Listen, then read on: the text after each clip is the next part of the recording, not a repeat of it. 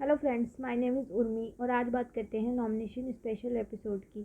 हमने देखा कविता अपनी कैप्टनसी अच्छे से निभा रही हैं।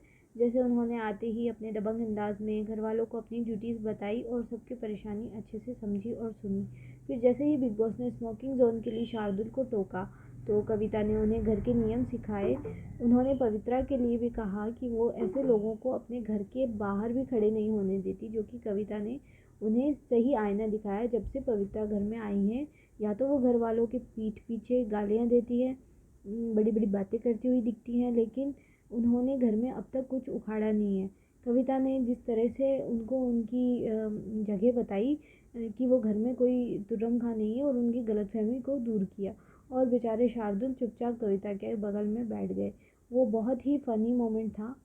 तो अब बात करते हैं नॉमिनेशन टास्क की, जिसमें सब घर वालों ने राहुल, निक्की और जान को टारगेट किया। राहुल ने जिस तरह से जान को नेपोटिज्म का कारण देके नॉमिनेट किया, उस पर सब घर वालों ने ऑब्जेक्शन उठाया, जबकि देखा जाए तो नॉमिनेशन के हिसाब से नेपोटिज्म का रीज़न देना गलत था। पर यह बिल्कुल सही है कि जान इस घर में अपने दम पर नहीं है और उन्हें बिग बॉस से पहले जानते भी नहीं थे। इस घर में भी उन्हें निक्की के अलावा कोई दिख नहीं रहा है। अपनी इतनी बेइज्जती कराने के बाद भी निक्की के आगे पीछे ही नज़र आते हैं। अब शायद राहुल समझ गए हैं कि बिग बॉस में दिखने का यही तरीका है।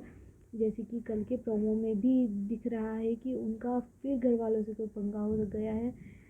हो सकता है ये उनकी गेम स्ट्रेटेजी हो, जैसे कि 3 हफ्ते हो गए उन्होंने नेपोटिज्म का मुद्दा अब उठाया है, तो उन्हें लग रहा है कि शायद ये मौका है कि उन्हें ज़्यादा फुटेज मिले, इसलिए तो जो भी है, लेकिन वो सही जा रहे हैं। अब बात करते हैं अभिनव की। उन्होंने निक्की को बहुत अच्छे से समझाने की कोशिश करी, लेकिन निक्की नहीं मानी।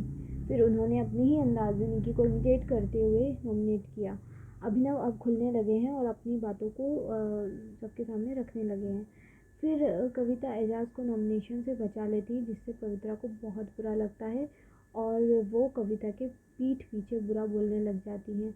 जैसा कि हमेशा के का ही है उनका, सामने वो कुछ नहीं बोलती हैं और पीछे से बोलती हैं। फिर भी कविता उन्हें मोटिवेट करते हुए, गेम का एक पार्ट बोलते हुए उन्हें समझाती नज़र आती है।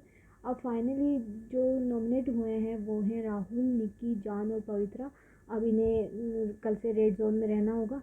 अब देखना ये है कि इनमें से कौन घर से बेघर होता है और कौन रहता है। मिलते हैं नेक्स्ट एपिसोड के रिव्यू में। So stay tuned with us and please like, share and subscribe. Thank you.